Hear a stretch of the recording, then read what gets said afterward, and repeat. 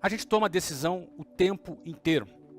Você toma decisão desde a hora que você acorda até a hora que você vai dormir, você está tomando decisão. Você tem vários tipos de decisões. Decisões simples, decisões que você toma de forma automática, que você nem pensa para tomar. Agora, tem algumas decisões que são um pouco mais difíceis, que você tem que fazer um cálculo, conversar com algumas pessoas.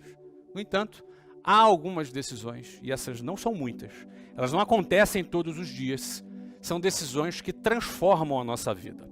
São decisões que, se você vai para o lado direito, ou se você vai para o lado esquerdo, o resultado final, ele é completamente diferente. Essas decisões eu chamo de pontos de inflexão.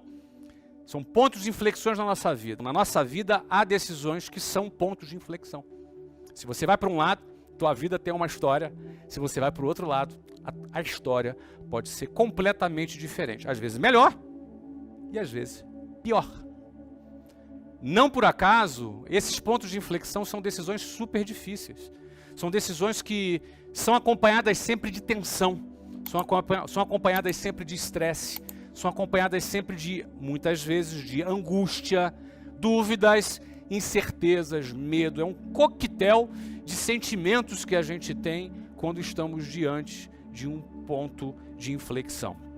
É nessa hora que, mesmo pensando, mesmo refletindo, mesmo pedindo conselho, mesmo às vezes até sendo bem assessorado, a gente precisa ter, de certa maneira, um padrão mental para que, em muitos casos, a gente tome decisões não padronizadas. O que eu chamo de decisões não padronizadas? A gente tem uma criação na nossa família, a gente estuda numa escola, vai para uma faculdade, a gente convive numa sociedade, e existe uma coisa nesse conjunto, nessa sociedade, que a gente chama de senso comum. O senso comum é esse conjunto de pensamentos, de ideias, de hábitos, que de alguma maneira povoam a nossa mente e em muitos casos fazem com que a gente tome decisões meio automáticas. São decisões quase que padronizadas, são aquelas decisões que são aceitas do ponto de vista social com muito mais facilidade. Já também existem outro tipo de decisão que a gente toma, que são decisões mais empreendedoras. Elas não são muito convencionais, às vezes são decisões anticíclicas. Elas são, às vezes, contrárias a uma tendência natural. Eu vou dar um exemplo para você. Não é uma decisão cíclica, não é uma coisa natural você tomar risco.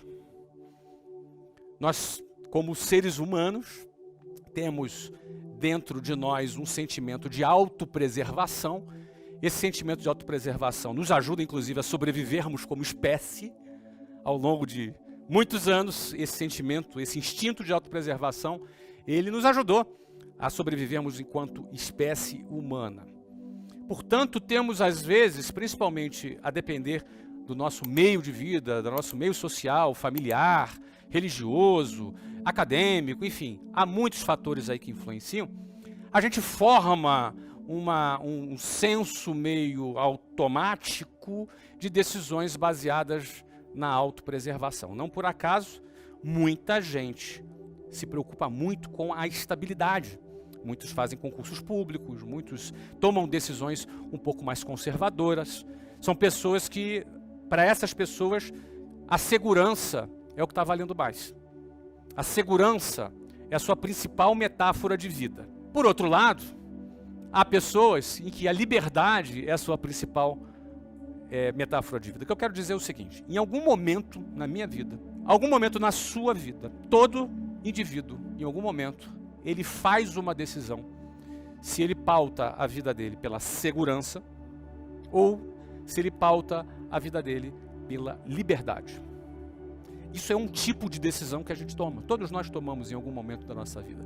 E o interessante é que isso é um tipo de decisão que a gente toma não necessariamente de forma consciente. Às vezes é uma decisão tomada de forma inconsciente. É uma decisão tomada em grupo, tomada em família, tomada pelo grupo social a qual você pertence, que tem esse comportamento. De repente, pessoas mais voltadas para a segurança e outros mais voltados para a liberdade. Você pode ter certeza que o mais anticíclico é a liberdade. Porque o mais cíclico, o mais convencional, o mais padronizado é o movimento pela segurança. Por que eu estou falando isso de forma até um pouco genérica? Porque em algum momento da nossa vida a gente vai precisar tomar essa decisão. E essa decisão, uma vez tomada, ela vai pautar, ela vai mudar a maneira como a gente vive. Nossas decisões vão ser tomadas ou pela segurança ou pela liberdade. O Brasil é um dos piores países do mundo para a mobilidade social. O conceito de mobilidade social é quanto tempo leva para alguém sair da pobreza para a classe média. Por exemplo, no Brasil, para você ter ideia, segundo dados, esse tempo é de aproximadamente 9 gerações. Ou seja, em média, o brasileiro ele leva 9 gerações para sair da pobreza até chegar à classe média. E por que eu estou falando sobre isso? Eu estou falando que todo esse conjunto de informações para poder chegar no ponto que, a depender das suas decisões, se elas forem padronizadas ou se elas forem decisões empreendedoras, você pode subverter toda essa estatística. Você vai começar a perceber que há pessoas que têm um comportamento um pouco mais fora do padrão e que têm algumas decisões um pouco mais empreendedoras e que experimentaram resultados de mobilidade social muito mais rápido, muito mais agressivos, por conta das escolhas que fez. A gente sabe que há muitos fatores que agem sobre essa equação. Fatores externos, fatores sociais, fatores educacionais e principalmente os fatores socioeconômicos. Há muitos fatores. Mas a história está repleta de casos, a história está repleta de exemplos de pessoas que conseguiram subverter toda essa lógica e se transformaram em pontos fora da curva porque tomaram decisões empreendedoras. No momento em que teve o seu ponto de inflexão, ela não agiu de forma cíclica. Ela agiu, às vezes, de forma contraintuitiva. Porque grande parte das vezes o sucesso vai nos exigir que a gente tenha atitudes contraintuitivas. A grande pergunta é a seguinte: como se livrar? Como subverter essa lógica? Como não ser refém de uma lógica como essa, de uma prisão social como essa? Vai ser necessário. Serão necessárias muitas decisões empreendedoras para alguém romper esse limite, essa muralha quase que intransponível. Vão ser necessárias decisões empreendedoras. Em primeiro lugar, eu quero deixar claro para você que você não é diferente de mim, nem é diferente de ninguém. Todos nós vivemos desafios. E você tem que estar sempre com a tua cabeça erguida. Sempre com a sua cabeça erguida, independentemente da circunstância. E com a consciência tranquila que você está lutando de forma honesta, de forma leal àquilo que você acredita.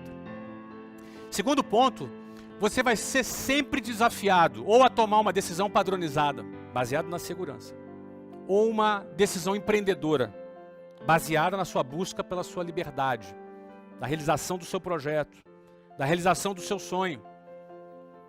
E que se você tiver decisões padronizadas, certamente você vai ter resultados padronizados. Se você tiver decisões empreendedoras, não é garantido, nada é garantido. A única coisa que oferece alguma coisa muito garantida é pirâmide. O mundo real não tem nada garantido, estabilidade não existe. Então, mas se você tomar decisões empreendedoras, você tem a chance de ter resultados empreendedores acima da média na sua vida. Não adianta você querer ter resultados acima da média e ter decisões dentro da média. Não adianta você querer ter resultados empreendedores tomando decisões padronizadas. Não tem como. Isso é um paradoxo.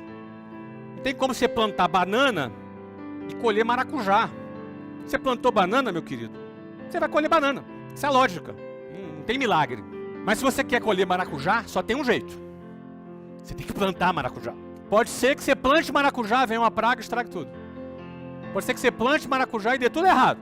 Mas se você não plantar maracujá, não tem jeito de você colher maracujá. A mensagem que eu quero deixar para você aqui hoje é que a tua vida é repleta e foi até hoje repleta dessas decisões. A notícia boa é que haverá muito mais decisões a serem tomadas daqui para frente na sua vida. Muito provavelmente você é muito mais jovem que eu.